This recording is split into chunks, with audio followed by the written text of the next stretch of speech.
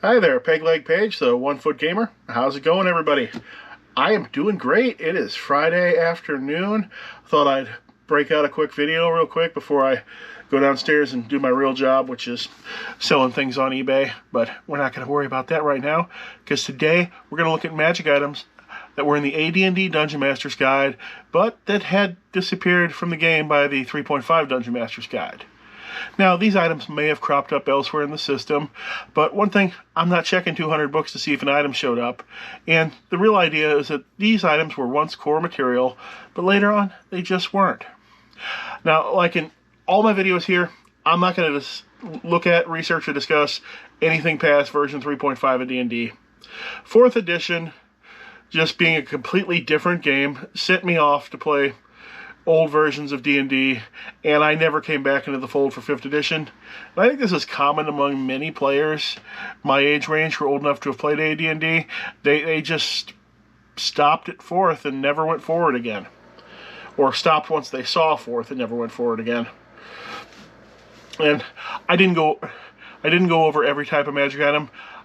Potions, weapons, armor, and wands, they changed so drastically that each of those types could be a separate video. And the videos would be pretty boring because basically they changed into a construction system for weapons and armor, and potions and wands basically just changed into having exact spell effects and you being able to make them from almost any spell. So that's something that you could be talking about. It's not as interesting, so I skipped it. And I skipped the cursed items. I can say there were way more cursed items in AD&D than there were later on. Cursed items cropped up all the time at AD&D and Adventures and everything else, and not nearly so much as the years went on. Alright, first thing I found here is the Ring of Human Influence. Now what this baby would do here is it would give you an 18 charisma as far as humans and humanoids are concerned, and you could use the suggestion spell, well, it's not the actual spell though, the ability of the suggestion spell, or charm a group of humans or humanoids once per day. I can understand how this would be an immediate drop once you got to 3rd edition, because it's very hard to educate a character having 18 charisma for only humans and humanoids when charisma does so much more in 3rd edition than it did back in AD&D, when pretty much think the only thing it really did was your reaction tables, which basically don't tend to exist in 3rd edition D&D. So I can see why they dropped this. Next up, your Ring of Mammal Control. This would give you complete control over any mammals with intelligence 4 or less, with up to 30 hit dice worth of them. And they would follow any commands, even fatal ones. They'd jump off the cliff, they'd find something they couldn't beat, anything. This disappeared, but it was replaced with the much worse Ring of Animal Friendship. If you think about it, the Ring of Mammal Control is exceptionally powerful. There's no reason for you to not have a whole horde of bears following you around at all times. Why not? It's not charged. There's no duration to this. You just get bears, or mammoths, or elephants, or whatever it is you choose. You get them. Next one that vanished, the Ring of Warmth. This will give you total protection from natural cold, and it regenerates and minimizes cold damage from magical cold, and increases the saves against it. I don't really see any reason why they dropped this, other than the fact that they would have had to change the statistics of how it worked quite a bit, just because of how 3rd edition elemental damage tended to work. The Ring of Warmth in 3rd edition would probably give you cold resistance of 5, I would assume. Next up, the Alchemy Jug. Now this thing could pour forth 7 doses per day of all sorts of liquids. It did like 15 different things: water, beer, oil, alcohol, cyanide, etc. The more powerful or better the liquid is, the less of it could pour forth. I'm not sure why this was taken out of the game. Maybe they didn't want the players pouring out cyanide, or maybe it's just such a weird miscellaneous object that it didn't align with the 3 combat day of 3rd edition. That's probably more it. The next one is the Amulet of Life Protection. Now, this is kind of a weird item. It seems to be specifically to counteract the magic jar spell, to keep people from magic jarring you. But it also holds the soul of the wearer for 7 days after death. Now, I didn't see any definitions of what use the holding of the soul was, or anything like that. In fact, I only saw the downside. It said if you smash the amulet while the soul was in it, that it would, dissipate the soul and the creature could never be brought back. I don't know. This seems like some sort of weird NPC item to me, not something the player characters would definitely be wanting to use. I mean, what would you do with that item? Put it down in the comments. Next one is the Arrow of Direction. Now, this is one of those dungeon-only items. Just like AD&D had a lot of dungeon-only monsters. And all this is good for is helping you find the stairs or the dungeon exit.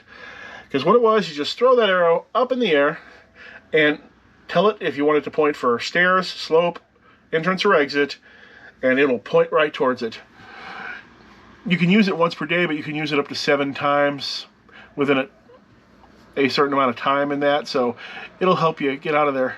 And I think this got lost from the game because the idea of getting lost in the game had sort of disappeared. You ever heard of a character in a recent version of D&D getting lost in the dungeon? Doesn't happen. Even though they don't draw maps anymore. Next up, your Bag of Beans. This is almost a cursed item. It isn't listed as one, but it is a borderline trap item. If you just look at the bag and say, oh, there's beans, and you dump them out, they all explode. Or you can take them out. For some reason, they specify that you have to take them out by hand, even though it's not taking them out any one at a time is not dangerous in any fashion. So I'm not sure why you can't use your mage hand or your telekinesis to do it. But you plant them, and they'll grow into different things, most of which are useless or dangerous. Like, you can grow into a hole with a purple worm inside it. Grow into a poisonous bush.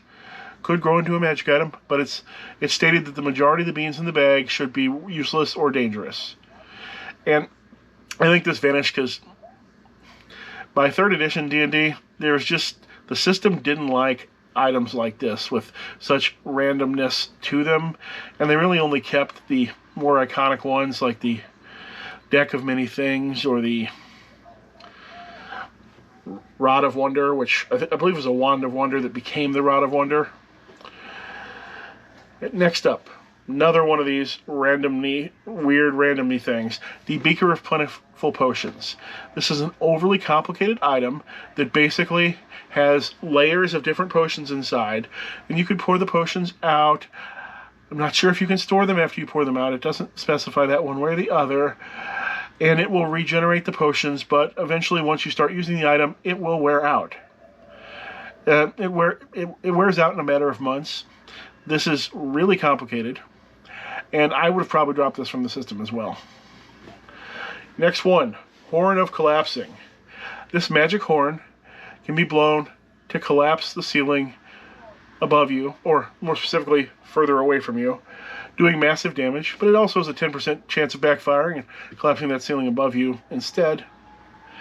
Now, this is an overly powerful item.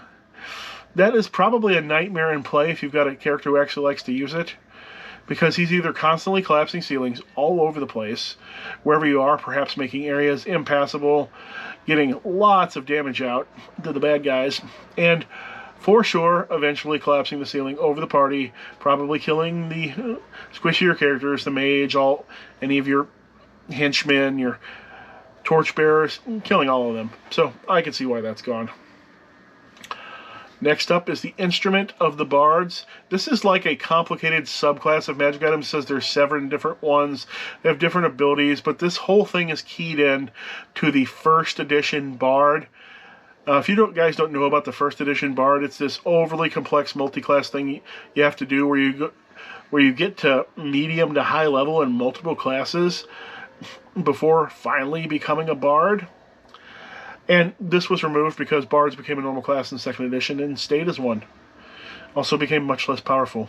The 1st edition Bard is basically the most powerful character in the game as far as Actually, as far as everything, from what I remember, because I think they can get up to level 23 in addition to all those other levels they already got in other classes.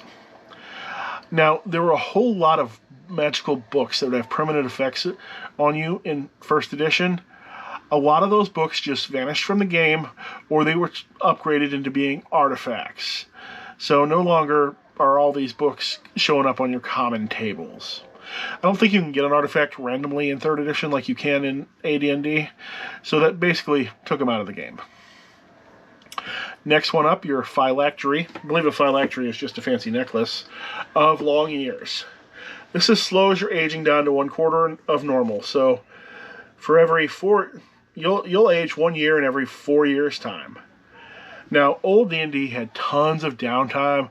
There was training and excessive scribing and waiting on hilltops for 1d100 days for deities to appear and crafting times and all sorts of other things. I believe in the white box it actually said that the game world clock should keep advancing in real time even when the players weren't playing. And between all that, I could see characters actually gaining significant age during the campaign. However, character age stopped mattering by 3rd edition D&D because downtime stopped happening. Characters would often go to from 1st level to 20th level in less than a year of game time and then be permanently retired, still 17 years old. And I believe that is continued to the modern day too. I believe 4th and 5th are the same way. One side effect of this item though, do you think it would be safe if you had this item for anyone to know you had it? Don't you think every extremely powerful creature and being in the land who didn't already have one of those things would be hunting you down to try to get it? I think so. So if you got one of those, keep it secret. Keep it under your shirt. Next up, the Rug of Welcome. Now, this was a greatly enhanced flying carpet, which is already a super powerful item, but it could shrink down to 1/12 normal size for easy storage. It could be on command. It could become a rug of smothering and entrap and smother creatures up to ogre size. And it can also turn into a solid steel bridge or wall on command. There's no charges or anything like that. Now, this is an exceptionally powerful item, and it would be difficult to figure price in for 3.5, so I think they just decided to forget about it instead. Your next up, your Saw of Mighty Cutting. Now, this is a 12-foot long, mind you, adamantium saw. How would you even carry this around with you? Wouldn't you have to hire 2 NPCs just to follow you around with this thing? And then most characters don't really do much any lumberjacking. I can't recall the last session in which the characters did any significant amount of cutting down of trees.